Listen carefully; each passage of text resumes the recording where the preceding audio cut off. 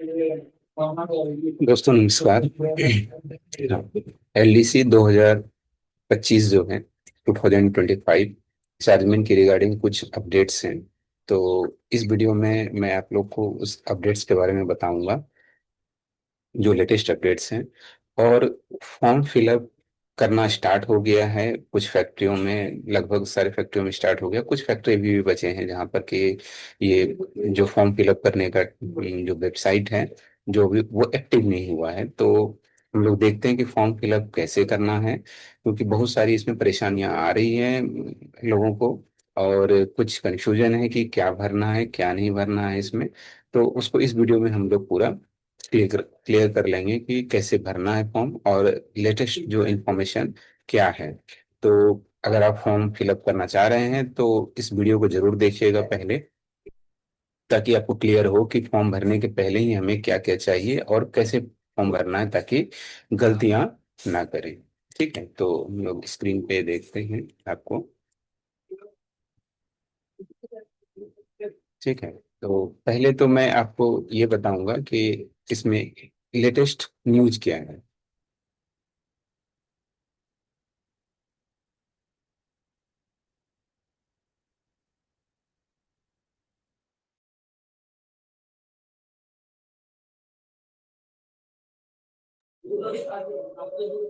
तो देखिए, एक लेटेस्ट जो अभी आया है तो इंस्ट्रक्शन है। इसे इंस्ट्रक्शन बोर्ड ने एक इंस्ट्रक्शन दिया है इसे, और इंस्ट्रक्शन नंबर 3 का नाम दिया है इसे।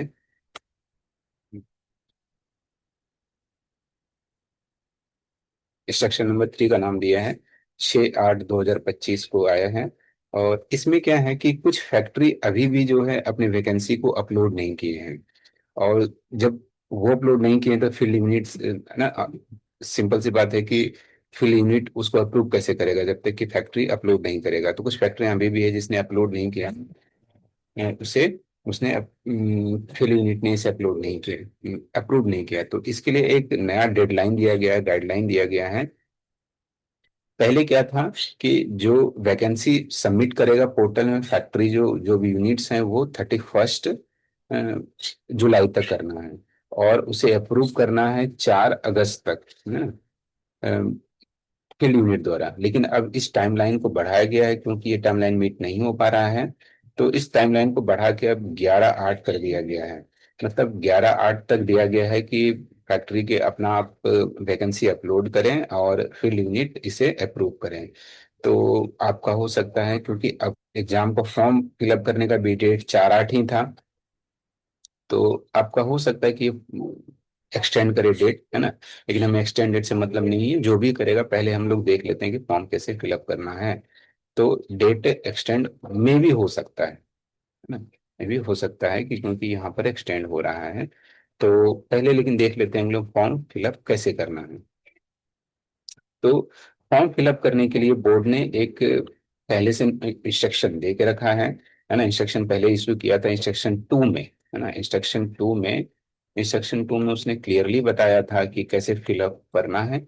फिर भी लोगों को कुछ प्रॉब्लम हो रहे हैं, तो हम लोग इसमें थोड़ा क्लियर से देखते हैं, थोड़ा डिटेल में जानते हैं कि फॉर्म कैसे फिलअप करना है। तो फॉर्म जो फिलअप होगा वो आपके डीओ का जो कॉमनेट है 2.0, इसी को फॉर्म फिलअप होगा। कॉमनेट 2.0 पे फॉर्म फिलअप होगा, किसी और माध्यम से फॉर्म फिलअप नहीं होगा। कॉमनेट 2.0 आप जानते हैं कि जो डीओ बोर्ड का, कोलकाता बोर्ड का जो ये जो कॉमनेट है, वो कॉमनेट 2.0 कहलाता है या 2.0, है ना, कहलाता है। सारे एम्प्लॉय जो हैं उन सबका डेटाबेस जो है डीओ के पास है, डेटाबेस डीओ के पास है ना। तो उसी के बेस पर ये फॉर्म फिलअप करना है। तो इस फॉर्म को फिलअप करने से पहले, है ना, फॉर्म फिलअप करने से पहले कुछ डॉक्यूमेंट देख लेते हैं जो आपके पास होना चाहिए।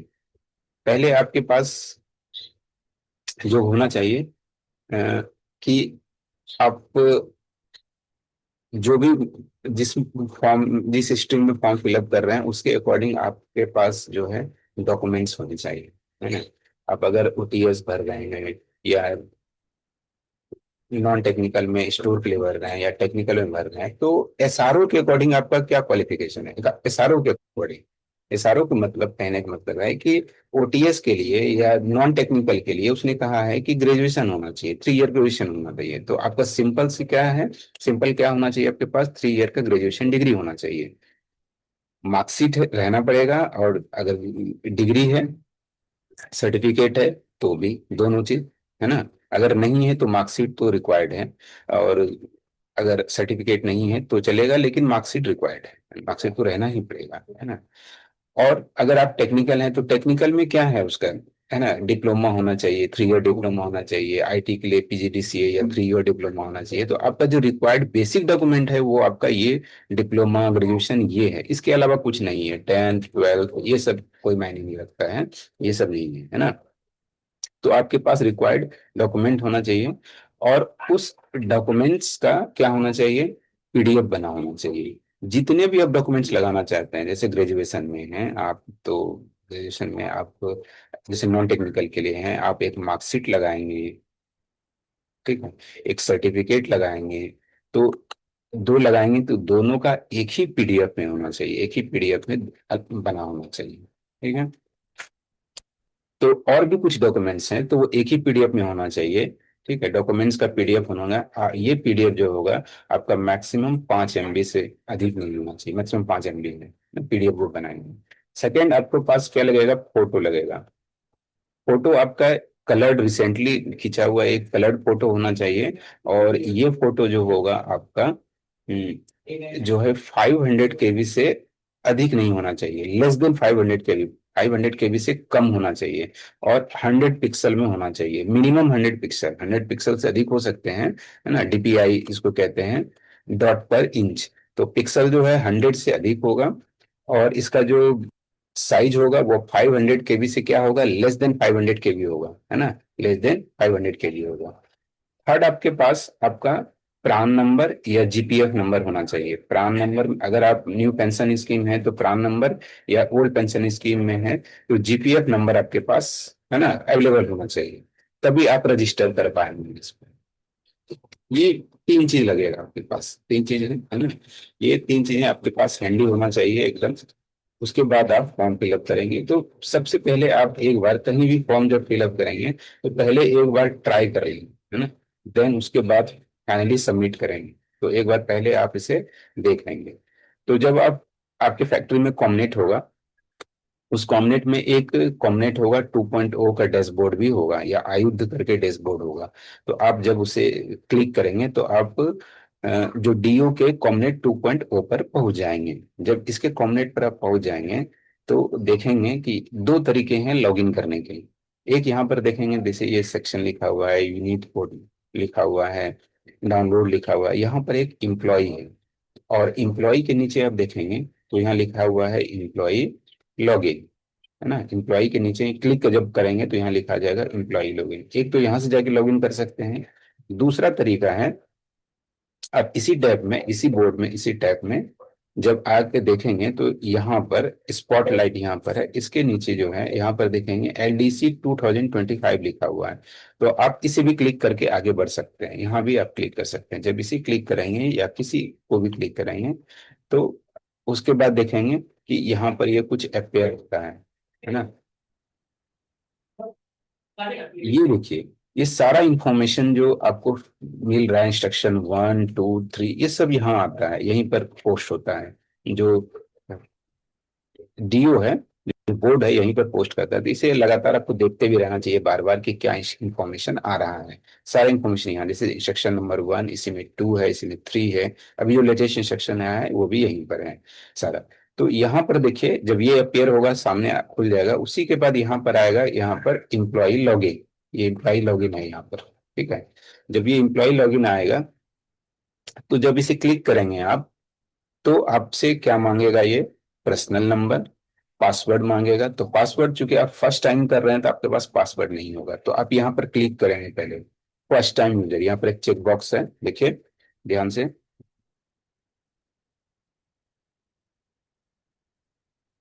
इस चेक बॉक्स को आप जब क्लिक करेंगे तो आएगा, ये फर्स्ट टाइम यूजर आप करेंगे तो ये लॉगिन जो मोड है वो हट जाएगा, पासवर्ड। और यहाँ पर क्या आ जाएगा, फर्स्ट टाइम यूजर है तो आपसे प्रान मांगेगा, प्रान नंबर या जीपीएफ नंबर मांगेगा।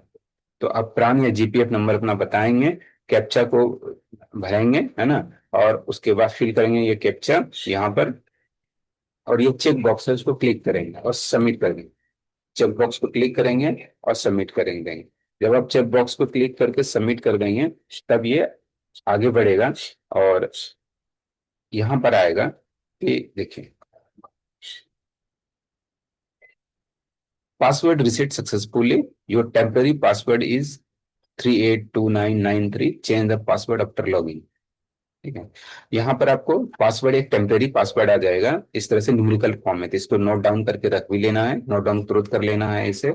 और जब आप फिर से री लॉगिन करेंगे, क्योंकि आपको फिर से री लॉगिन करना पड़ेगा, जब आप री लॉगिन करेंगे तो इसे आप चेंज कर सकते हैं। ठीक है, यहाँ पर ओके का बटन है, इस ओके बटन को जो आप क्लिक करेंगे तो देखिए एक यहाँ पर मैसेज आएगा और ये खुल जाएगा आपका, एक्टिवेशन हुआ सक्सेसफुल, आपका एक्टिवेशन सक्सेसफुल हो गया और आप लॉगिन कर सकते हैं, और आपका नंबर इतना है, ये आप क्लिक कर लीजिए। देन उसके बाद फिर से आ जाएगा ये, तो आपको फिर से आप क्या करना है, पर्सनल नंबर फिलअप करना है। देन पासवर्ड में आपका जो ये टेम्परेरी पासवर्ड आया उसे फिलअप करना है, और कैप्चा को फिल करना है। देन ये चेक बॉक्स को आप क्लिक कर देंगे और सबमिट बटन क्लिक कर देंगे, तो देन ये सबमिट हो जाएगा। जब आप सबमिट करेंगे तो अब इस तरह का बोर्ड खुल जाएगा आपके सामने, डैशबोर्ड खुलेगा। इस डैशबोर्ड में आप ध्यान से देखिएगा, यहाँ पर, है ना, यहाँ पर देखिए क्या लिखा हुआ है, एलडीसी लिखा हुआ है। आप एलडीसी यहाँ लिखा हुआ है, इसे क्लिक करेंगे। जब आप इसे क्लिक करेंगे तो एक नेक्स्ट आपको टैब खुलेगा, और उसी में आएगा आपका, देखिए, अप्लाई न्यू फॉर एलडीसी 2025, है ना, यहाँ पर एक आएगा अप्लाई। ठीक है, अप्लाई न्यू, तो आप क्या करेंगे, इसे बटन को क्लिक करेंगे। ठीक है, इस बटन को आप क्लिक करेंगे। जब इस बटन को आप क्लिक करेंगे तो आगे आप, है ना, यहाँ पर लिखा रहेगा apply new for LDC CM 2005। तो इस बटन को क्लिक करेंगे, ध्यान से समझ गए, यहाँ पर एलडीसी को क्लिक करना है, देन खुलेगा, फिर न्यू टैब आएगा, तो यहाँ पर फिर अप्लाई ऑनलाइन आएगा, है ना, यहाँ पर अप्लाई होगा new, apply new for LDC. उसके जब ये आएगा तो देन उसके बाद आप आगे बढ़ेंगे। जब आगे बढ़ेंगे तो देखिए आपका कुछ बेसिक सा इंफॉर्मेशन ऑलरेडी फिल होके आपके डैशबोर्ड पे आ जाएगा। ये बेसिक इंफॉर्मेशन है ना, ये डैशबोर्ड पे आपके आ जाएगा, यहाँ देखिए क्लियर दिख रहा है यहाँ पर। तो आपका प्रेजेंट यूनिट किस यूनिट में आप हैं, कैटेगरी क्या है, ग्रेड डिसिप्लिन क्या है, आप जेंडर क्या है, date of holding present post, ये सारा चीज आपका आ जाएगा। अब देखिए कि आपका ये सही है या गलत है, इज इट करेक्ट और नॉट, ये सही है कि नहीं है। अगर आपको लग रहा है कि ये सही है, जो डॉक्यूमेंट जो इसमें बेसिक डिटेल पहले से प्री फिल्ड आ रहा है, पहले से भरा हुआ है, वो अगर सही है तो आप यस बटन पर क्लिक करेंगे। ठीक है, अगर आपको लग रहा है कि नहीं ये सही नहीं है, तो देन आप नो बटन पर क्लिक करेंगे। ठीक है, क्योंकि ये डेटा वही है जो आपके फील्ड, आपके जो यूनिट ने, आपके फैक्ट्री ने इसे डीओ को दिया है। तो इस केस में दो केस बन सकते हैं, यस और नो। यस है तो ठीक है, अगर नो है, आपका डेटा मिसमैच हो रहा है, आपके अनुसार लग रहा है कि ये डेटा सही नहीं है, तो आप नो क्लिक करेंगे, और नो क्लिक करने के बाद आपको अपने नोडल ऑफिसर से इसे करेक्ट करवाना पड़ेगा। आपके फैक्ट्री के जो नोडल ऑफिसर हैं PIS 2.0 के लिए, तो आप पता कीजिएगा कि आपको कौन ऑफिसर हैं जो PIS 2.0 के लिए नोडल ऑफिसर हैं। देन उससे जाके आप मिलेंगे और कहेंगे कि सर इसमें गलती है, मिसमैच हो रहा है, तो वो ठीक कर देगा। ठीक है, देन उसके बाद बोलेगा आप फॉर्म फिलअप कर सकते हैं, वो बता देगा आपको।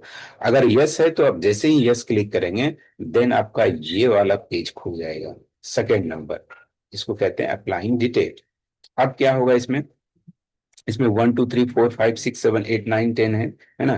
तो पहले वन देखिए, LDC एग्जाम, इसमें पहले से आएगा CM 2025। ठीक है, उसके बाद सेकेंड जो है बहुत इंपॉर्टेंट है ये, है ना, अप्लाइंग नीड्स। आप यहाँ पर जब इसको सेलेक्ट करेंगे तो आप कौन से यूनिट से फॉर्म फिलअप कर रहे हैं, तो अप्लाइंग यूनिट जो आपका है वो DO कोलकाता है। अप्लाइंग यूनिट आपका क्या है, DO कोलकाता है। देखिए लेकिन कुछ ऐसे जो हैं, जो कैंडिडेट्स हैं वो हो सकते हैं डीपीएससी के हेडक्वार्टर में हो सकते हैं, हॉस्पिटल में हो सकते हैं, फील्ड यूनिट में हो सकते हैं, या किसी स्कूल में हो सकते हैं।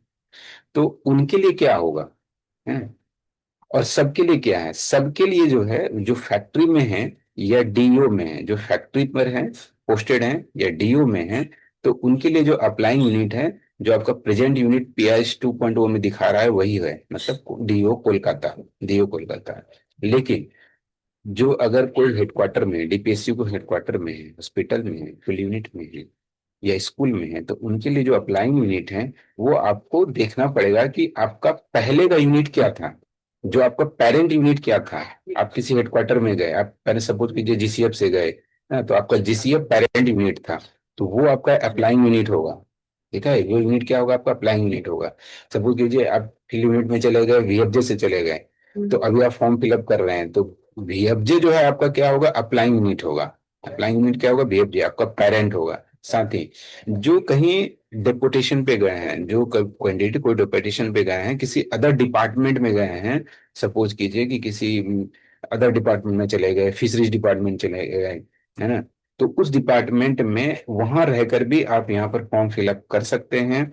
इसके लिए आपको यहाँ भी फिर आप जो आपका यूनिट होगा, जो आपका पेरेंट यूनिट था वही अप्लाइंग यूनिट होगा। सपोज कीजिए आप बीएफजे से चले गए, कोई अदर डिपार्टमेंट चले, एम्स में चले गए, है ना, एम्स में चले गए, या इसमें यूपीएससी में चले गए, तो आपका जो अप्लाइंग यूनिट होगा वो पेरेंट यूनिट बीएफजे ही अप्लाइंग यूनिट आपका होगा, है ना। तो इसमें ध्यान रखिएगा अप्लाइंग यूनिट फॉर्म भरते समय कि आपका अप्लाइंग यूनिट कौन सा हो रहा है। ठीक है। उसके बाद थर्ड में आते हैं डिसिप्लिन। डिसिप्लिन में आपको चूज करना है आप कौन सा फॉर्म भरेंगे, ओटीएस है, स्टोर है, टेक्निकल है, कौन सा मैकेनिकल। तो कोई एक को क्लिक करना पड़ेगा, कोई एक को क्लिक करना पड़ेगा, उसको क्लिक कीजिएगा। देन उसके बाद ध्यान देखिए, फोर्थ नंबर में ये बहुत कंफ्यूजिंग सबको ला रहा है, एक्सपीरियंस इन द ग्रेड। आपके एसआरओ में लिखा गया है कि आपका जो है 1900 जीपी में ग्रेड पे में 2 साल होना चाहिए, तो इसमें लिखा है less than 2 year, above 2 year. आपको क्या सेलेक्ट करना है, एबव 2 ईयर। किसी भी कंडीशन में लेस देन 2 ईयर सेलेक्ट नहीं करना है। अगर आप लेस देन 2 ईयर सेलेक्ट करते हैं तो आप इन एलिजिबल हो जाएंगे, क्योंकि आप उसके क्राइटेरिया को ही मीट नहीं कर पा रहे हैं। तो आपको हर एक कंडीशन में क्या करना है, एबव 2 ईयर सेलेक्ट करना है, लेस देन 2 ईयर सेलेक्ट नहीं करना है। तो ध्यान रखिएगा, एबव 2 ईयर सेलेक्ट करना है, लेस देन 2 ईयर सेलेक्ट नहीं करना है। ठीक है, एबव 2 ईयर करना है। उसके बाद प्रेफरेंस, 5 नंबर में आते हैं प्रेफरेंस। प्रेफरेंस क्या है, जब आपने ओटीएस फिल किया, हो सकता है कि आपने फिर स्टोर के लिए भी फिल कर रहे हैं, आपने मैकेनिकल के लिए भी फिल कर रहे हैं, तो आप चाहते हैं कि अगर आपका सिलेक्शन तीनों में हो गया सपोज कीजिए, तो आप किस में जाना चाहते हैं, ओटीएस चार्जमैन बनना चाहते हैं या स्टोर में चार्जमैन बनना चाहते हैं, तो वो प्रेफरेंस यहाँ देना पड़ेगा। सपोज कीजिए ओटीएस में आप जाना चाहते हैं, इसको 1, स्टोर में जाना चाहते हैं 2, मैकेनिकल में जाना चाहते हैं तो 3। तो पहले आप जिसका फॉर्म फिलअप कर रहे हैं, जैसे यहाँ डिसिप्लिन में आप लिखा है स्टोर, तो उसको आप प्रेफरेंस क्या देना चाह रहे हैं, 1, तो 1 लिखेंगे यहाँ। यहाँ आपने फिर दोबारा फॉर्म, आपको हर एक के लिए अलग अलग फॉर्म भरना पड़ेगा। ठीक है, आप फिर अगर ओटी अपने स्टोर के लिए, ओटीएस के लिए इस बार भरा, तो ओटीएस के लिए आपने 2 दे दिया। ठीक है, तो प्रेफरेंस इसी तरह से देना पड़ेगा आपको, अरे हर एक के लिए अलग अलग फॉर्म फिलअप करना होगा, है ना। तो ये मैक्सिमम 12 है, 12 तक आप कर सकते हैं, तो उतना करने की तो जरूरत नहीं है, कोई नहीं कर पाएगा। तो प्रेफरेंस में ध्यान दीजिएगा, प्रेफरेंस में ध्यान दीजिएगा कि दोनों जब हो जाएगा, तो प्रेफरेंस कहता है कि आपको किस में सेलेक्ट, अवेलेबिलिटी में आपका फॉर्म आप सेलेक्ट हो जा रहे हैं। तो इसके लिए आप प्रेफरेंस पे ध्यान दीजिएगा। तो जिसको आप प्रेफरेंस नंबर 1 देना चाहते हैं, तो उसे ही पहले फॉर्म फिलअप कीजिएगा, है ना। जैसे आप ओटीएस या स्टोर करना चाहते हैं पहले, तो स्टोर करना चाहते हैं तो आप सबसे पहले स्टोर का ही फॉर्म फिलअप कीजिएगा, तो डिसिप्लिन में स्टोर दीजिएगा, फिर दूसरा फॉर्म फिर ओटीएस का कीजिएगा, तो ओटीएस यहाँ दीजिएगा, और यहाँ प्रेफरेंस नंबर 2 डालिएगा। ओके। मीडियम क्या होगा एग्जामिनेशन का, जब सेलेक्ट किए जाएंगे तो हिंदी या इंग्लिश हो सकता है। मीडियम हिंदी इंग्लिश हो सकता है, लेकिन जो क्वेश्चन पेपर रहेगा वो बाइलिंगुअल रहेगा, हिंदी इंग्लिश दोनों में रहेगा, है ना, तो उसमें कोई प्रॉब्लम नहीं है, आपका हिंदी इंग्लिश दोनों में क्वेश्चन रहेगा। ठीक है। फी आपको 100 रुपीज लगना है, और जो कैटेगरी में है उनको एग्जेम्प्टेड भी है, तो इसमें पेड आएगा या एग्जेम्प्टेड आएगा, तो पेड जिस जिन्हें जो कैटेगरी में नहीं है वो पेड वाले सेलेक्ट करेंगे, और जो कैटेगरी में है वो एग्जेम्प्टेड वाला सेलेक्ट कर लेंगे। ठीक है। उसके बाद क्वालिफिकेशन में आता है, यहाँ कंफ्यूजन हो रहा है क्वालिफिकेशन में। तो देखिए क्वालिफिकेशन जो है आपका क्या लिखा है, एच पर एसआरओ। एसआरओ आपका क्वालिफिकेशन क्या मांग रहा है, अभी हम लोग ने इस पर डिस्कस कर लिया था कि आपका जो, अगर नॉन टेक्निकल है तो सिर्फ आपका ग्रेजुएशन मांग रहा है, ये ग्रेजुएशन आपसे चाह रहा है, रिक्वायर्ड डॉक्यूमेंट क्या है, ग्रेजुएशन है। तो आप सिर्फ ग्रेजुएशन यहाँ पर उसका भरेंगे। बीकॉम है, बीए है, बीएससी है, तो यहाँ पर लिख देंगे सब, बीकॉम है तो बीकॉम लिख देंगे, है ना, बस उतना ही। किस इंस्टीट्यूशन से आपने लिया है डिग्री, वो लिखेंगे। किस यूनिवर्सिटी से लिया है, इंस्टीट्यूशन से लिया है। डेट ऑफ इनरोलमेंट, कब आपने एडमिशन लिया था। डेट ऑफ पासिंग, आपने पास कब किया। जब यहाँ पर आप क्लिक करेंगे, यहाँ पर कैलेंडर है ना, तो यहाँ पर आप इसको कर देंगे, तब आपने एडमिशन लिया था ये पता चल जाएगा आपको। पास कब हुए थे ये सर्टिफिकेट में लिखा रहता है ना।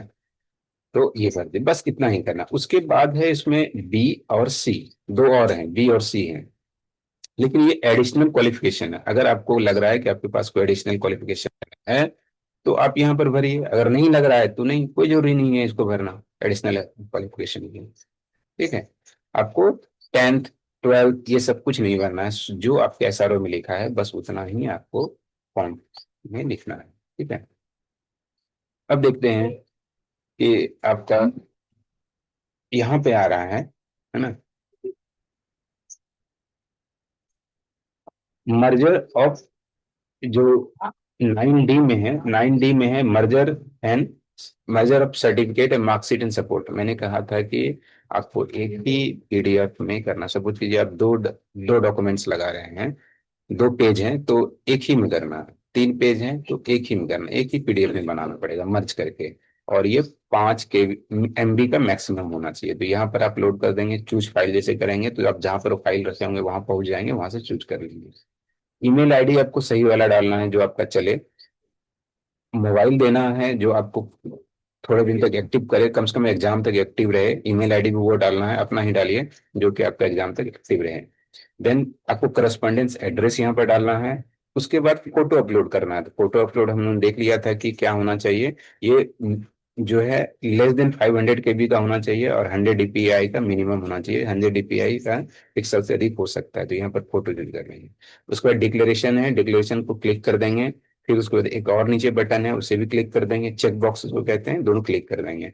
उसके बाद सेव बटन यहाँ है, तो इसे क्या कर देंगे हम लोग, सेव कर देंगे।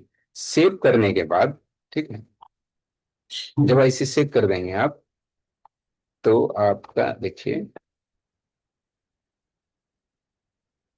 ना इस तरह का डैशबोर्ड खुल जाएगा। सेव है, सेव आप कर दिए, तब आपके पास यहाँ पर बटन जो है एक्टिव हो जाएगा, मॉडिफाई सबमिट प्रिंट। तो ध्यान दीजिए, मॉडिफाई का बटन है, लेकिन आप जब सबमिट कर देंगे तो सबमिट के बाद इसे मॉडिफाई नहीं कर सकेंगे। आपको जब मॉडिफाई करना है तो अब अभी ही कर पाएंगे। सबमिट कर देंगे तो ये फाइनली सबमिट हो जाएगा, उसके बाद मॉडिफाई नहीं कर पाएंगे। तो मॉडिफाई करने के पहले आप देख लीजिए सब कुछ, सॉरी सबमिट करने के पहले देख लीजिए सब कुछ है क्लियर। और यहाँ पर एक प्रिंट का बटन भी है, तो आप चाहें तो प्रिंट कर सकते हैं, चाहें तो आप प्रिंट कर सकते हैं। प्रिंट ले लीजिए इसका और देख लीजिए सब कुछ प्रिंटेबल है कि नहीं, फोटो आ रहा है कि नहीं, डॉक्यूमेंट किसी में प्रॉब्लम हो रहा है फोटो एंड डॉक्यूमेंट्स में, तो फोटो आ रहा है कि नहीं, डॉक्यूमेंट्स आ रहा है कि नहीं।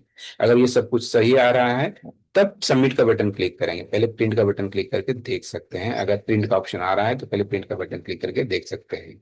उसके बाद आप क्या करेंगे, सबमिट करेंगे इसे। फाइनली सबमिट करने के बाद कोई मॉडिफिकेशन का ऑप्शन नहीं है। ठीक है, इस बात को ध्यान देंगे, तो मॉडिफिकेशन का ऑप्शन नहीं है। यहीं पर बहुत सारे कैंडिडेट को प्रॉब्लम हो रहा है कि मॉडिफाई नहीं हो रहा है, कुछ ये नहीं हो रहा है, कुछ गलत आ रहा है। तो आप नोडल यूनिट, नोडल जो ऑफिसर है आप उसे कांटेक्ट करें, आप उसे लिखित में दें, एप्लीकेशन दें किस तरह का प्रॉब्लम हो रहा है, तो वो आगे फील्ड यूनिट से कांटेक्ट करके आपको करेक्शन करेंगे, है ना, अगर कुछ प्रॉब्लम आ रहा है तो। लेकिन सारा चीज ने रिटर्न में काम कीजिए। देखिए ये लिखा है कि आप इसे मॉडिफाई नहीं कर पाएंगे, तो इसलिए आप जब फाइनली सबमिट कर देंगे तो आप इसे मॉडिफाई नहीं कर पाएंगे। तो इस तरह से आप फॉर्म भरिए इसे, है, तो क्लियर हो जाएगा, है ना। और कुछ प्रॉब्लम अगर होता है तो अपने नोडल ऑफिसर से कांटेक्ट करें। ठीक है, तो आशा करता हूँ कि ये आपका जो ये वीडियो है ये हमारा, ये आपके लिए यूजफुल रहेगा, तो पहले इसे जरूर देख लीजिएगा एक बार, और उसके बाद फॉर्म फिलअप कीजिएगा। तब तक आप लोग पढ़ते रहिए, आराम से पढ़िए, एग्जाम आपका नजदीक ही है। तो ठीक है, तब तक के लिए best of luck. Okay, thank you.